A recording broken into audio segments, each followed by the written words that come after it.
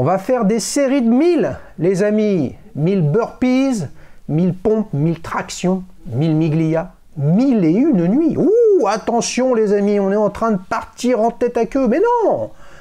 C'est une émission où on va parler un peu, beaucoup, passionnément, on le verra, avec Romain, juste à côté de moi, de sport automobile et sa Tag Heuer série 1000, une vintage dans un état fantastique. Les amoureux de tag et les amoureux de sport mécanique vont se régaler. Les amis, la boucle est bouclée, mais que dis-je, le tour de chauffe s'achève, restez avec nous, la procédure de départ est lancée. C'est parti pour un nouvel épisode de Petite Montre entre amis.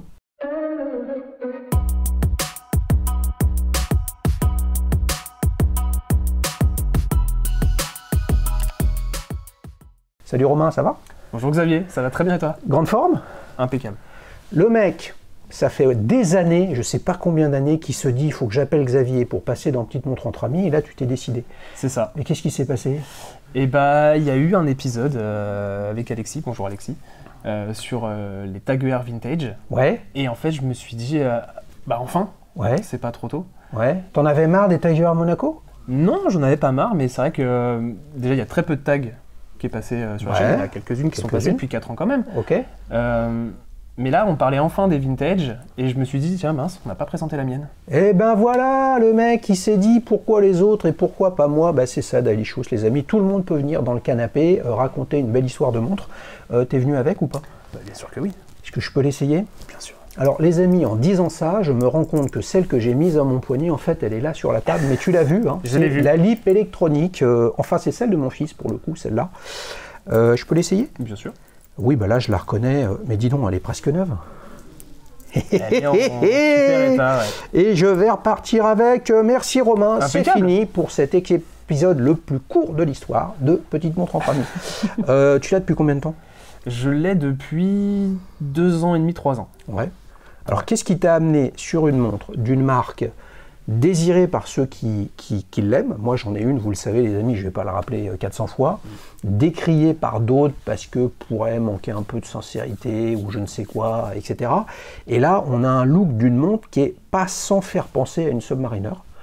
Moi je kiffe cet épisode, on va se régaler les amis. Qu'est-ce qui fait que tu es allé là-dessus? Et en plus à quartz. Et en plus à quartz. Ouais. J'ai été là-dessus parce que, alors déjà, amoureux inconditionnel de Tag Heuer pour toute l'histoire.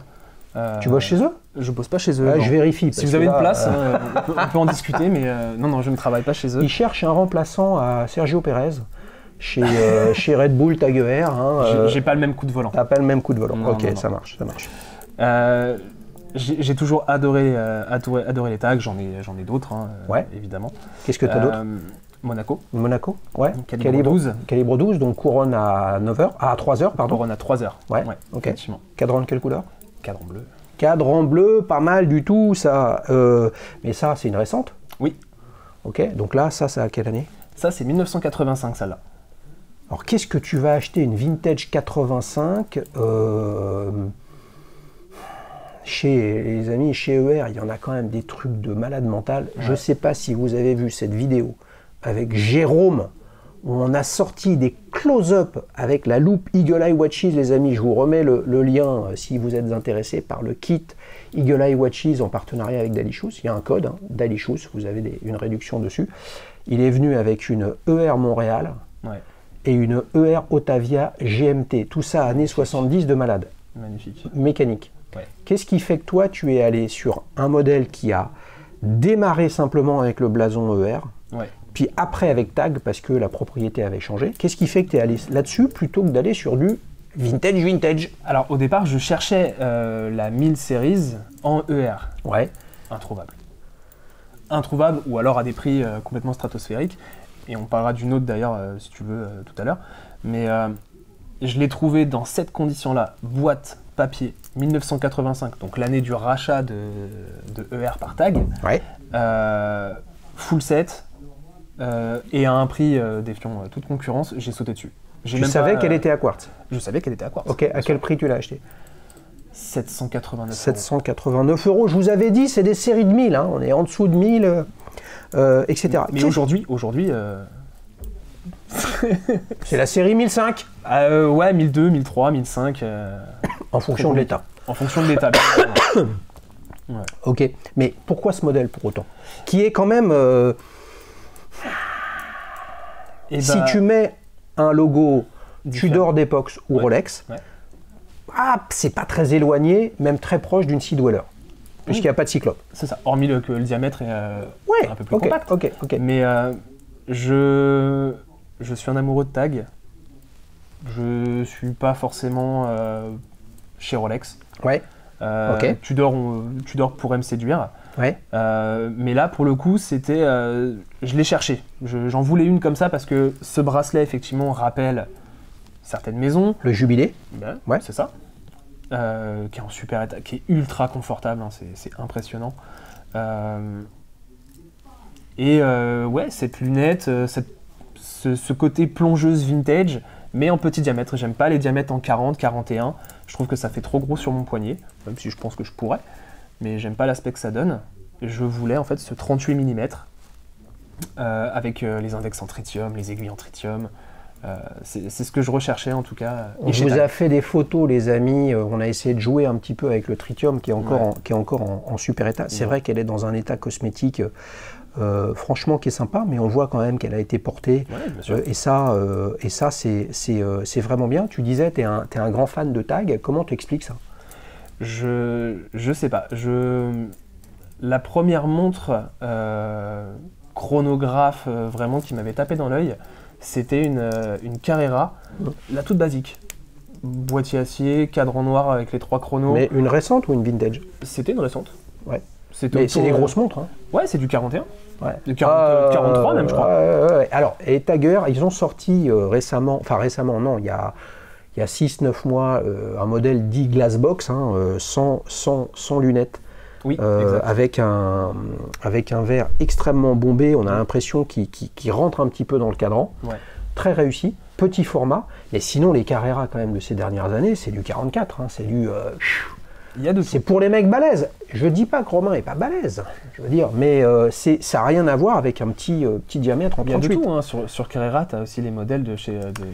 non mais d'accord, mais Jacqueline. si tu regardes rapidement la collection, sauf avec un vintage revival ces derniers temps, chez Tagger, sur ces dernières années, la Carrera, c'est plutôt un modèle en grand format. 41, très mécanique. 43, vous vous souvenez, les amis, est-ce que tu l'avais vu, cet épisode avec un Dual Time, avec une Carrera en partenariat avec Porsche, avec un fond en bitume. Ouais, cadran asphalte. Ouais, je l'ai vu. C'était du 44. Oui, c'est du 44. Ça te plaisait, celle-là? Non. T'as un poignet, il a un poignet de bonne qualité, les amis, parce que pourquoi je le sais? Parce qu'elle me va parfaitement. En fait, il y a un truc qui me surprend là, tout de suite, c'est un tic. Hein. J'ai essayé de manipuler la lunette. Là, elle est bidirectionnelle, sans cran ni rien, donc ça paraît décalé. Ça me fait penser à ma série 6000 que j'ai dû faire réparer. Alors, les amis, je l'ai fait réparer il y a 15 ans, vous voyez, donc ça commence à dater. Hein. Mais à force de jouer avec la lunette, j'avais flingué le ressort et tout le système, etc. Et elle tournait comme ça à l'infini. Donc là, ta lunette, elle est déglinguée ou en fait, elle est bidirectionnelle et il n'y a pas de cran? De base, elle n'est pas censée être bidirectionnelle. Ah, ok. Donc pourquoi elle est bidirectionnelle alors? Moi, en tout cas, je l'ai eu comme ça. Je l'ai fait réviser, je l'ai fait entretenir quand je l'ai reçu. J'avais quand même le cadran qu'il fallait revoir. Ouais. Donc je l'ai fait réparer. Je l'ai fait Qu'est-ce qu'il avait le cadran? Le verre était rayé. Pardon, le verre. Pas le cadran, excuse-moi, oui, le verre. Ok, donc tu as fait changer? J'ai fait changer le verre, ouais. Ouais. J'ai un ami en commun. Ouais. Qui ça? Guillaume, de l'Atelier du Temps. Ah, l'Atelier du Temps, les amis, fantastique. Salut Guillaume, j'espère que ça roule. Ça fait un bout de temps que je ne suis pas passé de voir, mais il faut que je le fasse. Les amis, l'Atelier du Temps, c'est un grand kiff. Pas parce que maintenant que je lui ai dit bonjour, il faut que je le fasse, hein, mais souvenez-vous, c'est avec lui qu'on a tourné toutes les scènes chez un horloger de la série Watch Out. Ouais, exactement. Qui est un peu, je crois que je l'ai déjà raconté, mais qui était à la base, en fait, pour moi, de la création de la chaîne. Voilà. Si je n'avais pas imaginé cette série que je voulais faire à la télé, comme un wheeler dealer vintage mécanique des montres que je voulais vendre à des chaînes de télé françaises, j'ai pas réussi à le faire, puis j'ai décidé d'autoproduire sur Dalicious. Et je me suis appuyé sur Guillaume et ses équipes, Thomas à l'époque, qui est maintenant à Aix-en-Provence. Si vous voulez des fans de vintage, des fans de passion, qui kiffent la vie et qui ne s'interrogent pas sur ce que ça vaut pas, si c'est bien, si c'est pas bien, mais vraiment branché émotion. Ah, tout à fait. C'est The Place to Be, l'une des The Place to Be, marché Biron, rue des Rosiers. Rue des Rosiers. Rue des Rosiers, au marché Biron à Paris. Donc, à Saint-Ouen, pardon. Tu l'as acheté là-bas ou tu l'as fait réviser là-bas? Non, je l'ai fait réviser là-bas. Tu l'as fait réviser là-bas, ok. On a checké l'étanchéité. Ouais. Parce que forcément, une montre de 1985, c'est marqué 200 mètres sur le cadran.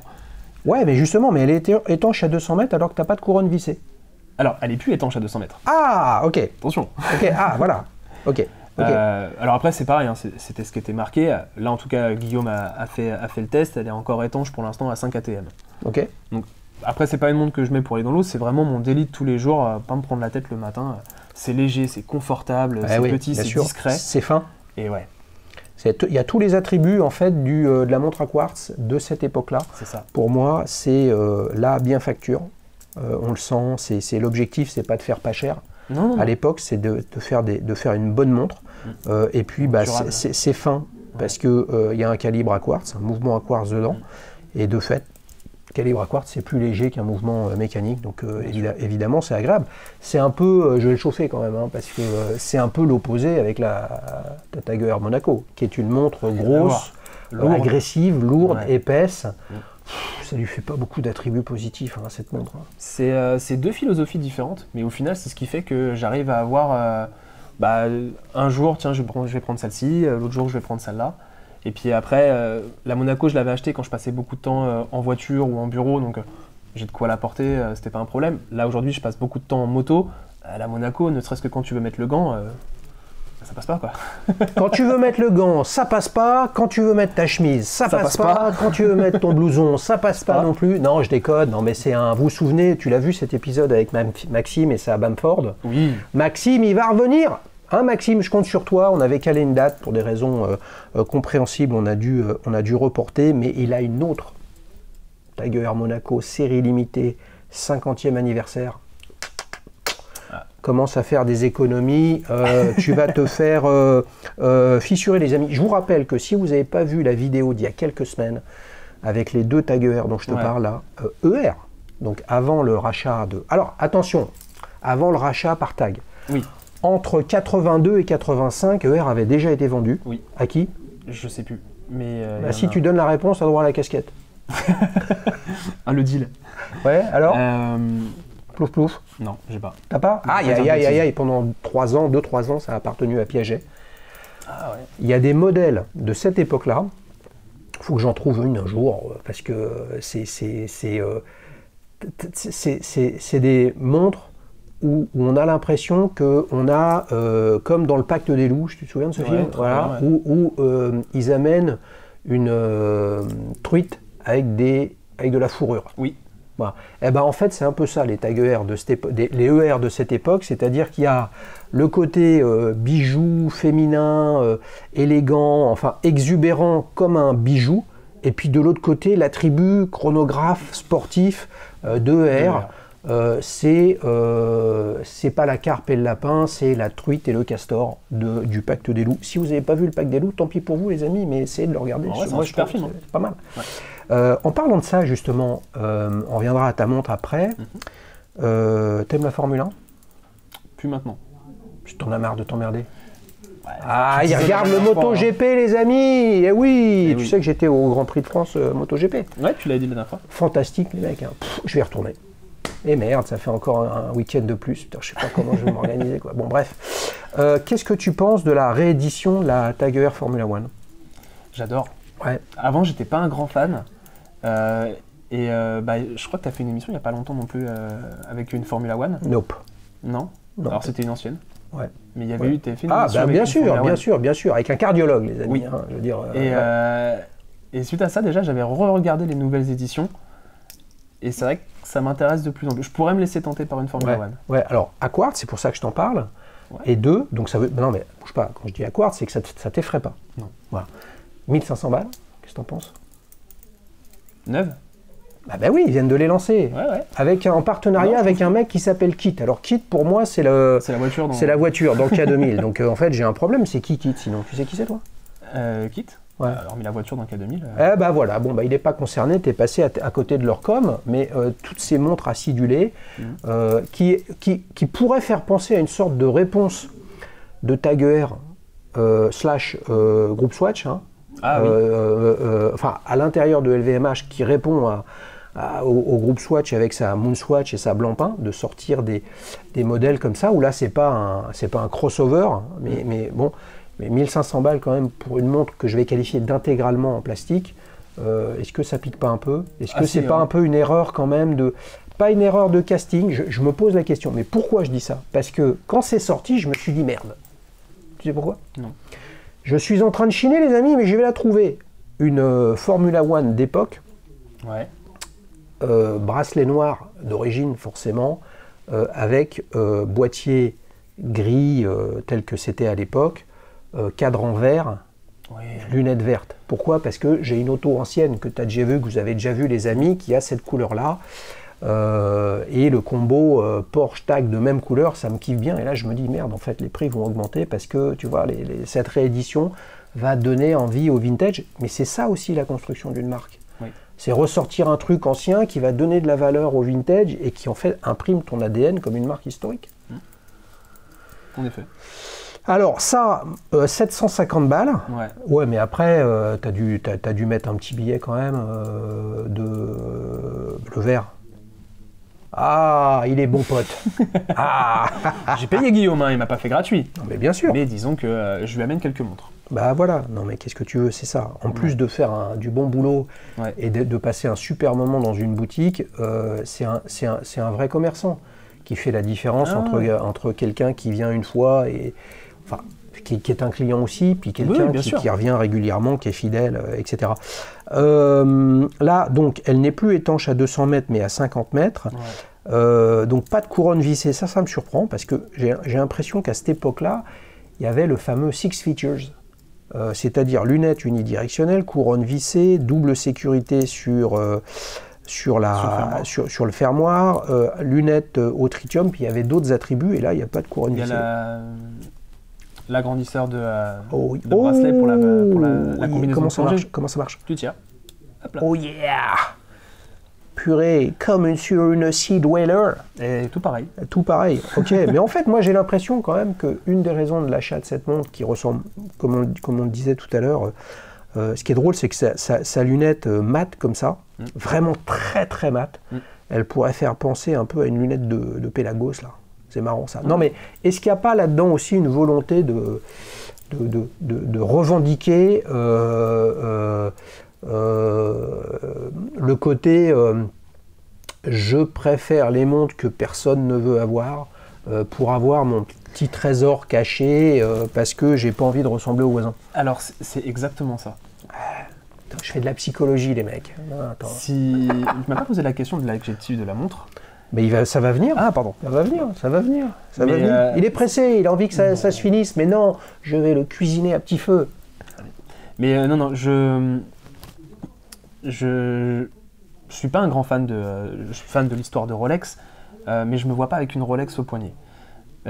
Celle-ci, finalement, ça reprend un peu tous les codes. La lunette, le bracelet jubilé, alors pour d'autres modèles de la marque Rolex, mais je sais pas. 38, cette petite aiguille Mercedes, ce tritium, j'étais fou de cette montre. Moi, je me demande si un jour tu vas pas me rappeler et me dire, Xavier, j'ai fait une connerie. Ouais, mais ça sera chez Tudor.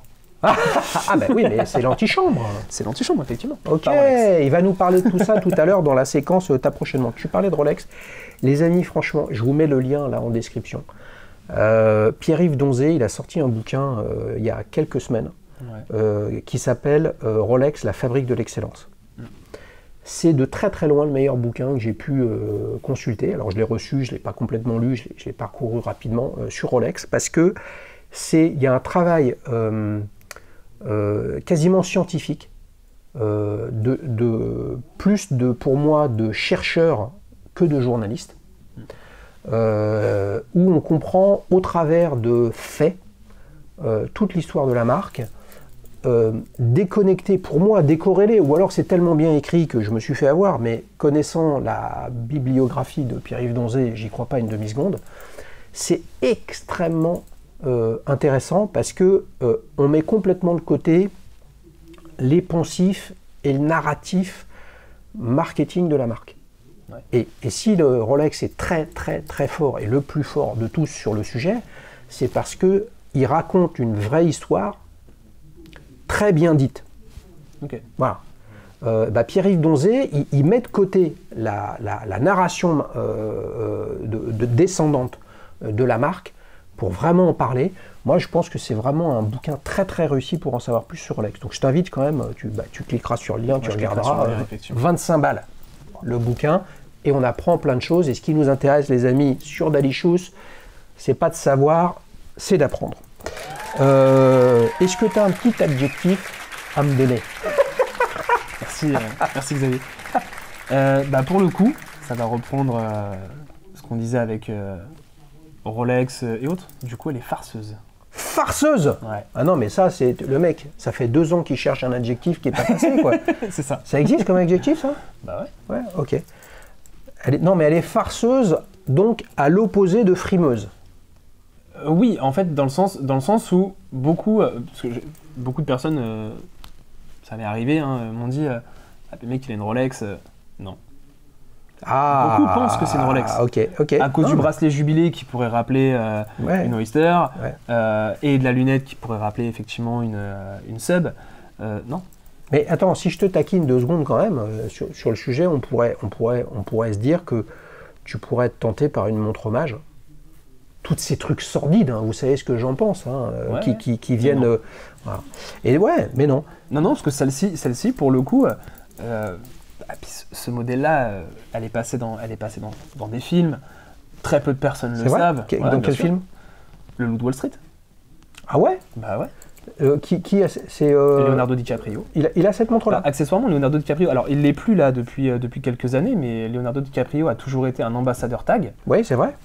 Pendant très longtemps. Et en fait, la fameuse montre, ce modèle-là, existe en full or. Ouais. Très compliqué à trouver, surtout si on la cherche en ER. Et dans le film, à un moment donné, il est là dans ses bureaux, il jette une montre en or et il dit elle vaut 40 000 €. Tu regardes le passage du film, tu fais un arrêt sur image au moment où il y a un gros zoom sur la montre en l'air, c'est une tag. Enfin, c'est une ER. 1000 séries. Tu penses qu'à l'époque du tournage, il était encore ambassadeur, et c'est comme ça que le deal s'est fait? Dans tous ces films, Inception par exemple, il a une Link. On nous aurait menti en fait, tout ça c'est du truc intéressant. Moi, ce dont j'ai envie de parler avec toi quand même, c'est la chose suivante. C'est sorti, donc celle-ci est de 85, je crois que la première version sort en 82. Oui. Avant, il y avait la référence 844. Alors, je le sais ça les amis, parce que j'en ai parlé dans ma vidéo sur la Auricos Type 26 aéronaval en acier, qui a un boîtier qui rappelle un peu les boîtiers Monin de l'époque. Et il s'avère que, pourquoi je dis ça? Parce que ce boîtier de la Auricos, vous allez voir, c'est un peu tiré par les cheveux, de la Auricos Type 26, en fait, il correspond au boîtier de la Auricos Pyrotechnique. Okay. Et voilà, et Spirotechnique étant à l'époque là où tu allais acheter tout ton matériel pour faire de la plongée. Et donc, quand tu voulais faire de la plongée avec un scaphandre autonome, donc un Aqualung, il te fallait une montre. Ouais. Sinon, tu avais un gros problème et il y avait des montres à acheter. Et notamment, il y avait un partenariat entre Auricost et la Spirotechnique. Sauf qu'il y a eu des ER aussi, Spirotechnique. Voilà. Et ER Spirotechnique, il y a ER et puis il y a le petit plongeur Spirotechnique là-dessus. Et donc, pourquoi je dis ça? Parce que donc, d'un côté, et à l'époque, celui, Claude Torgeman, qui avait racheté Auricost, était le distributeur officiel et je crois même l'importateur pour la France de ER. D'accord. Voilà. Et donc, et tout ça pour dire, c'est qu'est-ce qui fait qu'une montre d'une époque comme ça, des années 80, ressemble à plein des égards à un modèle qui existait déjà. Et c'est là où on fait le comparatif entre cette série 1000 et une Rolex Seedweller, par exemple. Okay. Est-ce à dire que ça, à l'époque, c'était une montre hommage? C'est ça qui me perturbe. Moi, je suis pas d'accord. Non, mais bien sûr que c'est... Non, mais moi non plus, je suis pas d'accord. Mais en ce sens, dans 30 ans, qu'est-ce qu'on dira d'une daube? Puisque vous savez ce que j'en pense, de montre hommage aujourd'hui, qui essaye de vous enfler. Ouais. Alors que 60 ans avant, bah, est-ce que finalement on était... je suis un peu perdu, quoi, putain. Qu'est-ce que t'en penses? Il faut qu'on y réfléchisse. Il faut y réfléchir, mais... Ouais, montre hommage, non, moi je te rejoins. Hein. Je suis pas pour... Tu veux pas une San-Marin ou une Invicta, les mecs, regardez, elle est en 40 mm en acier 316L, absolument fantastique, à 290 € seulement. Bah oui. Et en promo sur Amazon 3 jours après, à moins 50. Allez-y les amis. Oh là là là là, c'est pas possible ça. Cela dit, il faut vraiment se faire chier pour acheter une montre comme ça, quoi. Tu vois, c'est un choix de... Pour moi, c'est un choix de collectionneur. T'as envie de souffrir. Je l'ai cherché, hein. Je l'ai cherché, j'en ai trouvé plus cher, sans papier, sans boîte. Je l'ai cherché pendant un certain temps. Hein. Je crois que je vais repartir avec. Voilà, je pense que la donne est donnée. Les amis, on enchaîne pour la séquence suivante. Souvenir. Alors, Romain, quel âge as-tu? 34 ans. Hey, une belle tocante pour les 35, je sens là. Ouh là là, on va se régaler en fin d'émission. Tu te souviens comment tu as démarré là-dedans? Ma toute première montre, petit, 4-5 ans, flic-flac, hein, je pense que de ma génération, on est beaucoup à avoir eu ce genre de montre. Ouais. Avec le petit cochon ou la fusée? Non, moi c'était bleu garçon et rose fille. Donc t'avais bleu ou t'avais rose? Moi j'avais bleu. Ah, il avait bleu. Ma sœur avait la rose. Voilà. Mais voilà. Après... Elle est fan de montre, ta sœur? Pas du tout. Parce qu'elle n'a pas eu la bonne flic-flac. Elle aurait eu la bleue, ça aurait tout changé. Je vais me faire une pourtant, mais je vais faire une montre. Donc flic-flac, ouais. Et en fait, ma première montre, ça devait être autour de mes 14-15 ans. Et alors, je saurais plus te donner le modèle. C'était une Festina, ça c'est sûr. Trotteuse jaune, avec 3 cadrans. Tu étais fan de Richard Virenque? Ah, mon grand-père, ouais, peut-être. C'est pour ça, c'est lui qui te l'a offert? Ouais. Non, c'est mon père. Et ma mère. Et il était fan de Richard Virenque? Pas du tout. Pas du tout. Il aimait le vélo? Mon grand-père adore ça. Ah ben voilà. Non mais attends, c'était de l'époque où le pot belge, pot belge plus Festina fait que tu roulais à la vitesse d'une mobilette? Peut-être. J'avais pas encore ma mobilette. Tu l'as encore cette Festina? Non. Qu'est-ce que t'avais comme meule? Moi j'ai eu Derby et MBK X Limit, enfin DT50. Mais c'est une moto, ouais, DT50. 15 ans. Ouais. Ah ok. Ouais. Et Derby c'est quoi? C'est pareil, c'est une 50 à boîte. Ah ouais, donc t'as démarré en... C'est pas des mobilettes ça, c'est des motos. Mais ça reste de la 50, ça allait aussi. Bah oui, mais d'accord, mais t'as un sélecteur et t'as des vitesses à passer. Ok, bah t'allais moins vite qu'une 103 quittait Poligny, mec. Hein.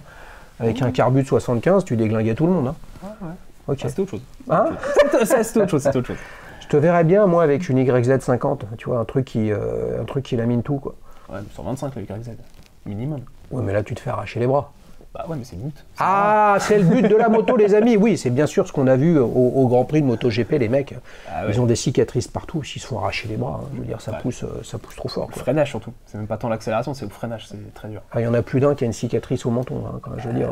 Quand tu vois que Johan Zarco, il a tiré tout droit là quand il a fait sa pointe à 362 km/h. C'est ça. Je suis d'accord. Il n'avait pas pu freiner avec toi.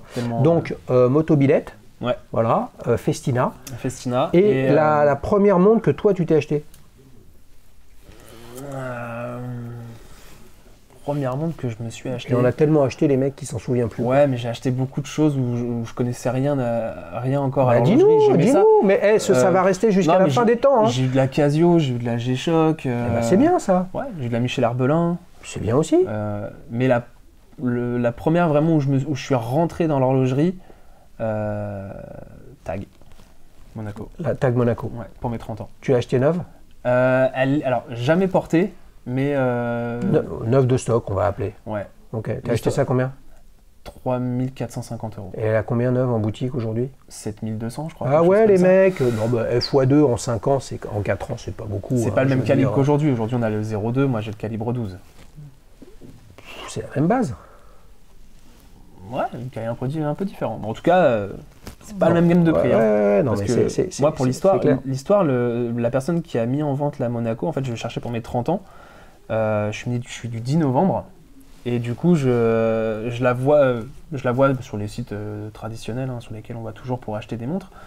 Et full set, facture d'achat, Versailles. Et le mec me donne rendez-vous dans un café. Il me sort la montre, il y avait encore les blisters dessus. Et il me sort la facture d'achat. La facture d'achat, c'était 10 novembre, donc le jour de mon anniversaire, mais un an avant. C'est bon ça. Mais je cherche pas, c'était un signe. Je l'ai acheté pour mes 30 ans. La facture d'achat et la date de mon anniversaire 1 an avant. Bah, c'est bon, on fait affaire. Et j'ai même pas discuté le prix. C'est bien. Donc, Bien. Donc tu as démarré dans l'horlogerie qu'on va qualifier de luxe, hein, donc mécanique, très cher pour ce que ça apporte comme service. Ouais. Mais ce que nous amène comme émotion et comme passion, ça se mesure pas. On est dans la même équipe, mec, parce que moi j'ai démarré aussi avec ma Tag Heuer série 6000 pour mes 30 ans.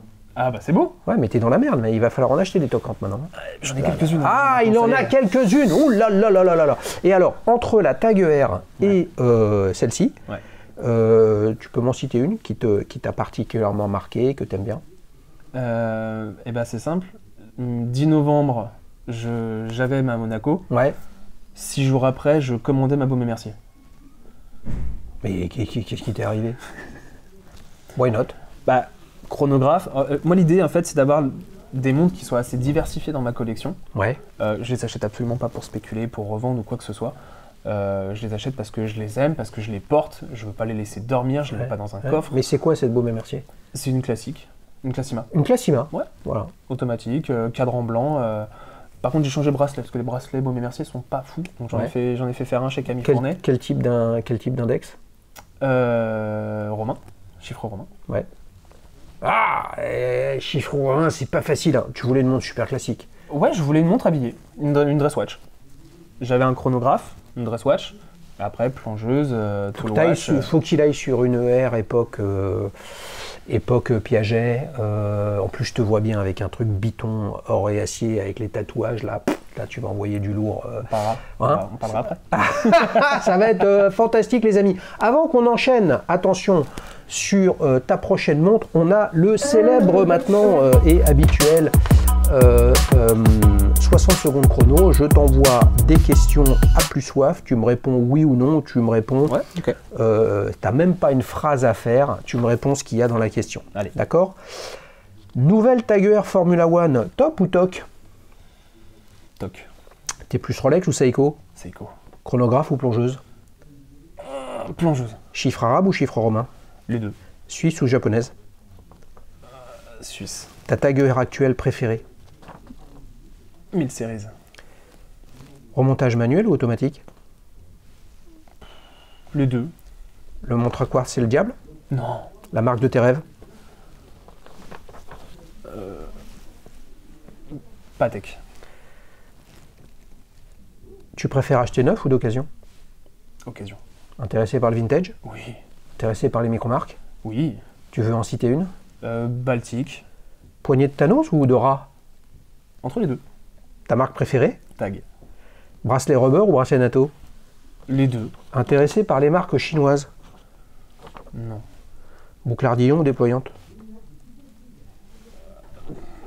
Ardillon pour le vintage et déployant pour le récent. Ton diamètre idéal, 39 ou 42? 39. Bracelet cuir ou bracelet acier? Acier en ce moment. Tu te vois avec une montre intégralement en or? Ouais. S'il ne devait t'en rester qu'une? Je l'ai pas encore. Tu regardes quelle plateforme avant de choisir ta montre? Dialysus. Les amis, il est bon le Romain. On enchaîne pour la prochaine séquence, ta prochaine montre. Évidemment, je vais utiliser tout ce qu'il nous a raconté dans ces questions. Bon, tu as 34 ans, dans un an, il y a un marqueur important, hein, 7 x 1, 7 x 5, 35, les amis. Quel est le rapport? Il n'y en a pas, mais quand même, est-ce que tu réfléchis à quelque chose? 35, c'est au mois de novembre, hein, donc ça approche vite. Hein. Attends pas. Hein. Ouais, je sais, ouais. Alors, est-ce que tu sais ce vers quoi tu veux aller? Il y en a plusieurs que j'ai. Tu nous as un peu teasé, donc je laisse voir si tu nous as pas flouté depuis le début. Alors, des choses qui sont réalisables Alors, si tu veux, on fait deux choses. Réalisables, voir quelque chose auquel tu penses réellement, et puis après, tu parlais de Patek Philippe tout à l'heure dans ta montre de rêve, ta marque rêvée. Voilà, quelque chose d'inaccessible, mais où tu te dis, ouais, ça c'est absolument fantastique, peut-être qu'un jour. Donc, petit 1, le next step d'après toi, petit 2, maybe one day. Alors, next step, il y en a plusieurs que j'ai mis de côté d'ailleurs là dans des. Alors, je te donne deux options, le mec, déjà sur la première, il y a les sous-options, quoi. Non, parce que j'ai à peu près tout dans ma collection. Là, après, c'est juste qu'effectivement, t'en achètes une, t'es déjà en train de réfléchir à la prochaine. Non, attends, t'as une Omega ou pas? Juste, Ah, j'ai il en a d'Omega. pas. Bah voilà, mec, faut que tu te réveilles. J'en ai déjà acheté une, mais. Mais tu j'ai- l'as revendue. Non, que j'ai offert à ma marraine. D'accord. Ouais. Ok, bon alors, Euh, tu vas réussir à nous dire ce sur quoi tu réfléchis ou pas? Il y en a deux là en tête que j'ai de côté. Voilà, Je pourrais ok. soit effectivement une Omega Speedmaster Radius. Je suis désolé pour les puristes. Ouais, Mais ça serait une Radius de mon année de naissance, donc Ouais. 1989. J'en ai une de côté là d'ailleurs sur un site. on a parlé à Guillaume? J'en ai parlé à Guillaume, oui. Mais il est pas trop d'accord avec les Radius lui. Bah, voilà. Mais tu sais pourquoi? Non. Ah. Alors, les Radius, les petits loups, c'est fantastique en termes de look et de diversité. Il y a les pandas, il y a les pandas inversés, il y a les cadrans nacrés, il y a les cadrans blancs, il y a les cadrans noirs, il y a des trucs, il y a des machins. Il y a un mouvement chronographe dedans, d'accord, qui est pas un mouvement chrono, c'est un mouvement classique sur lequel on rajoute un module de chronographie, et c'est un mouvement, quand il marche, c'est nickel. Ouais. Quand ça part en sucette, il faut faire un échange standard. Ah ouais. D'accord? Et le premier qui m'a mis la puce à l'oreille, à qui on a longuement discuté, c'est justement Guillaume. C'est pour ça qu'il n'est pas très chaud, parce que quand ça ne marche pas, c'est un coup à ce que ça marche plus, et qu'il faut faire un échange standard. Et un échange standard, ça veut dire qu'il faut trouver une Reduced pour prendre le calibre qui fonctionne, et donc là, tu pars sur quoi? C'est combien de Reduced? 2005-3000? Ouais, c'est ça, ouais. Voilà. Donc moi... mais ces index au tritium, oui, cadran noir, hein, vraiment. oui, ok. Mais Ok. c'est diamètre. Le 41 de la vraie. Tu te souviens de Mickaël qui est venu sur la chaîne? Ouais. Mickaël, avec son événement qu'il a fait à la bonne heure du tic-tac à Lyon, qui a bien marché, bravo à lui. Il était venu avec une série limitée pour le marché japonais. Mais elle est magnifique, cette montre. Magnifique. Et lui, il a les deux, panda inversé, qui fonctionnent nickel. Ok, mais quand ça marche pas, ça marche pas. C'est un vrai problème. C'est plus réparable. Ouais. Alors, là, je l'ai vacciné. Le mec. Ouais. Bam. Ouais, Ok, un peu- mais non, un mais peu pour le coup, ouais. non, mais c'est le terrain. Honnêtement, c'est le terrain et c'est la réalité du marché qui dit ça. Et sinon, si je vais totalement sur autre chose, là, il y a une Bulgari 303, calibre 303, qui me plaît beaucoup. Ça ressemble à quoi? C'est une Diagono. Oh, mamma mia, ça c'est du bon, ça, purée. Ouais. En chrono? En chrono. Ouais. Et alors, il y a le cadran noir et gris qui est pas mal, mais il y en a un autre que peu de personnes connaissent, un peu bleuté et doré, le fond. Ok. Donc, La Diagono, les amis, Ouais, en 303. ça a un bracelet en un acier, Ah, il est magnifique. une tuerie, Ouais, ouais. une tuerie. Là, j'en ai trouvé deux, là. Une noire et justement une bleue or. Ça chiffre à combien, ça? À moins de 4000. Ouais. C'est très très particulier comme Ouais, style. c'est très particulier. C'est dans l'ADN en fait de Bulgari de faire des montres qui sont différentes. Alors ça n'a pas la hype actuelle de vraiment de la réussite de toute la gamme Octo, Finissimo ou non, Octoroma, Octo, c'est machin, plus dur, etc., etc. Hein? Octo, c'est un peu plus dur à porter, peut-être. Non, mais Enfin, ce je que, le vois moins avec. oui, non, mais ce que je veux dire, c'est que ça fait la réputation de Bulgari aujourd'hui. Ouais. Puis après, il y a les Bulgari, Genta Style, qui ont été faites à l'époque. La Diagono, j'ai failli me prendre une plongeuse étanche à 300 mètres. Avec mais la là, lunette noire céramique, là Ouais, non, non, pas céramique. en vintage, Ouais. au Japon, machin, etc. Ça commence un peu à chiffrer. Et le problème, c'est qu'il y en a au tritium, d'autres non. Ouais. Et là, ça change beaucoup. Et le problème, c'est que c'est soit sur bracelet acier, soit sur un rubber qui fatigue vite. Oui. Et ça, c'est un coup à pas. Et donc, cette montre-là, sans le bracelet, ça va pas. Moi, ça serait, voilà. Mais il y a un truc que je comprends pas. Ah non, bouge pas. Non, si, je comprends ou je comprends pas. Je veux juste vérifier. Tu me semblais potentiellement pas loin d'aller chez Tudor. Ouais, aussi, c'est- ouais. Ah, et ce serait laquelle dans ce cas-là alors? Black Bay. Cadran... Non, mais Black Bay, maintenant, il y en a 248 Ouais, de ouais. référence. hein. Et alors, là, précisément, c'est la fond bleu, Cadran. lunette noire. Cadran bleu, Ouais, cadran bleu, lunettes noires. Lunette noire. Mais en quel diamètre? En 39, Elle est en 39, celle-là? elle existe. Qu'est-ce que tu penses de la nouvelle Black Bay 58 GMT? J'ai pas vu, je crois. T'as pas vu? C'est ce qu'ils ont annoncé à Watches and Wonders. Ah non, je l'ai pas vu. Ça te dit rien? Non. Ça te dit rien. Beau parcours de la Black Bay en général. Ouais. Là, ils prennent un... C'est marrant, ça me fait rire, puis j'ai envie de le dire. En plus, ils prennent un virage d'ultra déclinaison, ce Ouais. que tu sais, dans l'éternelle histoire de Rolex ou Omega. Vous savez que je suis plus Omega-phile que Rolex fan. L'une des critiques du Rolex fan sur Omega, c'est que c'est décliné, la vache à lait, Speedmaster, il y en a marre. J'ai l'impression que la vache à lait Black Bay est là, mais très honnêtement, il y en a en 36, il y en a en 39, il y en a en 41. Ouais. Il y a tout ce qu'il faut. La seule chose que je peux dire, moi, les amis, c'est pour ça que je fais Daily Shoes, c'est pour ça que vous retrouverez des avis de Romain sur la plateforme, c'est qu'est-ce qui fait qu'on se décide d'acheter une montre. Si tous les médias qui vivent avec les investissements publicitaires des marques, et donc les plus grosses marques ont une part de voix supérieure aux autres, en fait, celles qui ont une petite part de voix parce qu'elles ont moins de moyens, en fait, elles n'existent pas. Tu prends une Black Bay, une Black Bay, c'est une montre étanche à 200 mètres. Ouais. Des montres étanches à 200 mètres comme ça, avec une lunette dite de plongée, honnêtement, en me faisant un petit peu suer, je vous sors 150 modèles. Sauf que sur les 150, il y en a 5 qui ont de la notoriété, et il y en a 145 que vous ne voyez pas. C'est ça. Et l'objectif, et moi c'est ce que je vous demande les amis en fait, c'est venez raconter, présenter vos montres, comment vous les aimez, comme toi tu fais avec cette montre-là. Parce que là, il y a plein de gens qui vont se dire, mais moi, rentrer dans le vintage en limitant mes risques, parce que c'est pas très cher, en limitant le risque du calibre, parce que c'est à quartz. Ouais, bien sûr. D'accord. Donc en limitant plein de choses, et j'ai une montre avec un côté qui ressemble à une autre, mais à une époque où le sujet n'était pas de ressembler, etc., etc., pourquoi ne pas aller sur ce modèle-là? Si tu ne viens pas sur le canapé, ou si on ne voit pas ton avis sur la plateforme, personne ne le sait que ça existe ça. Effectivement.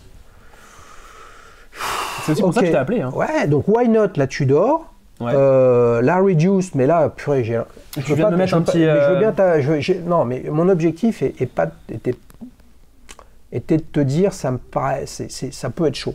Voilà. Après, d'autres te diront le contraire. Je suis sûr qu'il y a plein de gars qui en ont, qui vont dire, mais moi, ça marche nickel. Ouais, et c'est vrai que ça marche nickel. Mais quand ça marche pas, là, il y a un énorme problème de révision. Et dans le vintage, le sujet, c'est quand même, est-ce que cette montre-là, elle en a encore pour plusieurs dizaines d'années dans le sac? Tu vois? Alors, celle que tu rêves un jour, sachant que les rêves, ils changent. Moi, je rêve tous les jours, les mecs, donc ça change tout le temps. Je vais pas être original pour le coup, mais c'est vrai qu'une Nautilus... Ah ouais? Guillaume m'a fait essayer une 5711. Ah là là. Ouais. C'est chouette. Ouais, c'est pas mal. Mais aujourd'hui, c'est intouchable. C'est moins intouchable qu'avant. Ouais. Ça reste encore un bon billet.